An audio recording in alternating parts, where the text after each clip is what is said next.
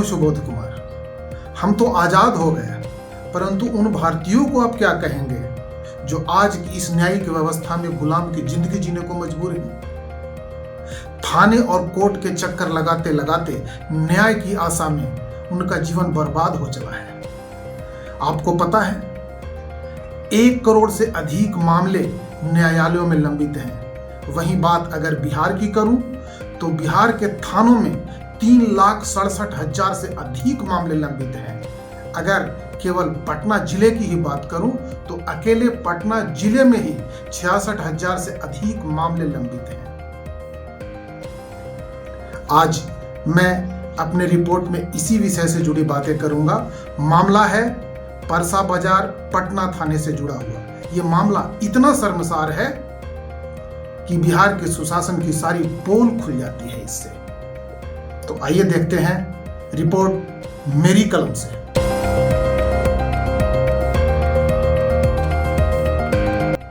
वर्षों तक बिहार पुलिस में अपनी सेवा देने वाला ये रिटायर्ड पुलिस अवर निरीक्षक रामाशीष प्रसाद जी हैं। ये गौर से देखिए इन्हें। जिंदगी भर की मेहनत की कमाई जो रिटायरमेंट के रूप में मिली, उसे घर बनाने के उद्देश्य से प्लॉट लेने में इन्होंने लगा दिया। मेहुली गांव में पटना गया राजकीय मार्ग पर 4 कट्ठा 7 धूर जमीन की खरीदारी इन्होंने की और इस 4 कट्ठा 2 धूर में कंस्ट्रक्शन का काम भी चालू किया। काम घेराबंदी तक पहुंचा।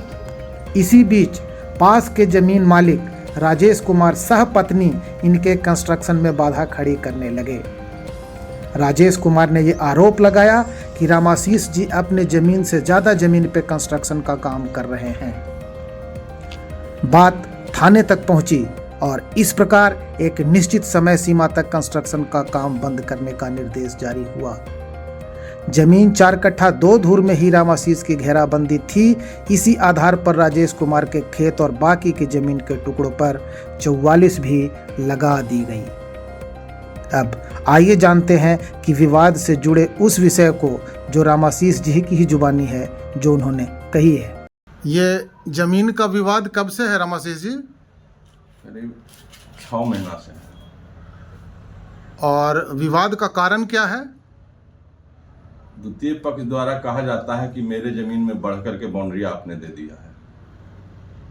अच्छा, और 4 कट्ठा 7 धूर आप बताते हैं जी, और 4 कट्ठा 2 धूर में ही बना हुआ है। बाउंड्री 4 कट्ठा 2 धूर में ही है। और बगल वाला जो जमीन है जिसपे आपका जो प्रतिपक्ष है, हाँ, वो 44 लगने के बाद भी धान रोक दिया है।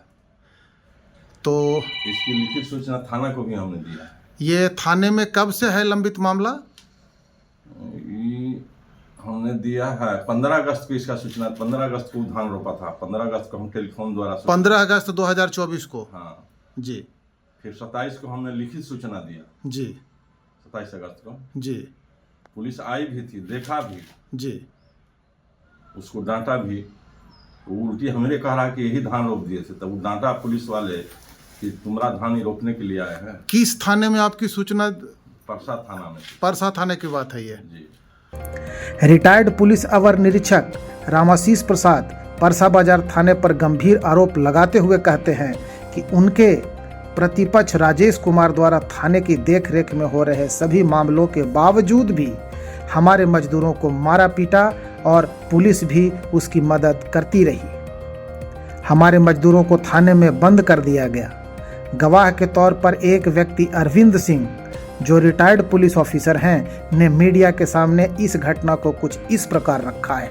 ये हैं अरविंद कुमार सिंह, जो इस बात के गवाह हैं कि एक दिन जब ये घटना हुई थी, जब लेबर को उठा के ले जाया गया था इनका, तो उस दिन गवाह के रूप पे मौजूद थे।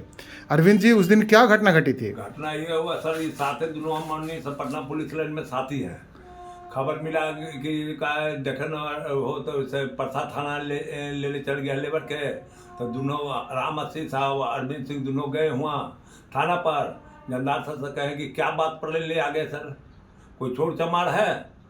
तो कि नहीं सर, 12 बाबू का आदेश है, ऊपर से आदेश आया है। सर यह हुआ था कि थाना पर गए, थाना पर फिर मेरे जमदार सर से बात हुआ कि काहे ले आ गए हैं, ताकि ऊपर से ये कागज साहब कहें फोन से फिर उसका बाद बॉन्ड लिखा के आओ लेबर के तीनों को छोड़े।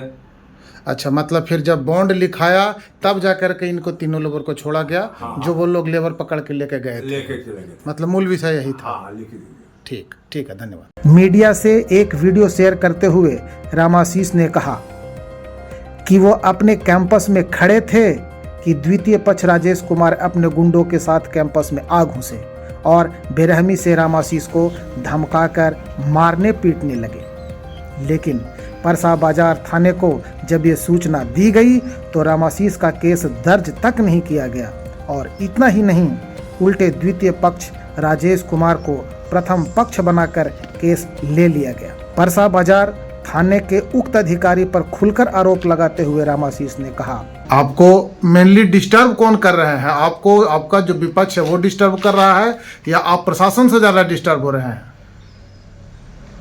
सबसे ज्यादा मैं प्रशासन से डिस्टर्ब हो रहा हूँ। उन्हीं के इशारे पर, विपक्षी के इशारे पर प्रशासन, जबकि लिखित हम मांगते हैं कि काम रोकने के लिए कहिए मैं रोक दूंगा, लेकिन वो लिखित नहीं देते हैं। बार बार आते हैं, मेरा लेबर को उठा के ले जाते हैं, हमको धमकी देते हैं। 1-2 बार थाना पर ले जाकर बैठाए, फिर हमको छोड़ दिया गया, जबकि उस पर उस समय प्रतिबंध भी नहीं लगा हुआ था। हमारा सामान ईंटा, छर्री, बालू बाहर रखा हुआ था, उसको हम अंदर करवा रहे थे, वो भी रखने में नहीं दे रहे थे।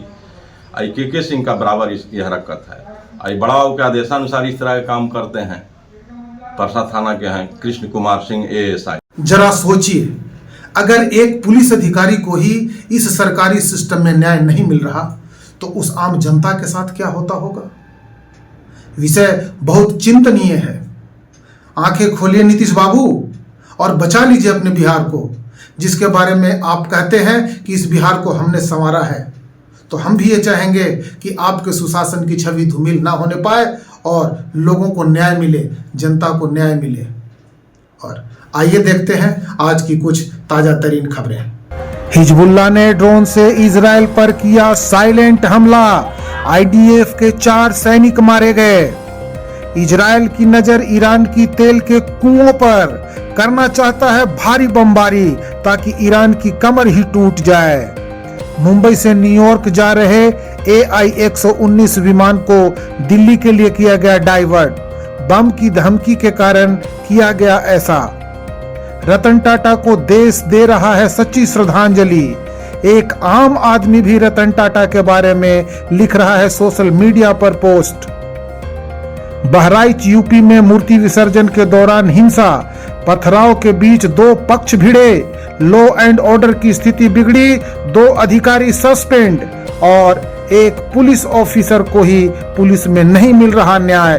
वाह वाह रे बिहार का प्रशासन।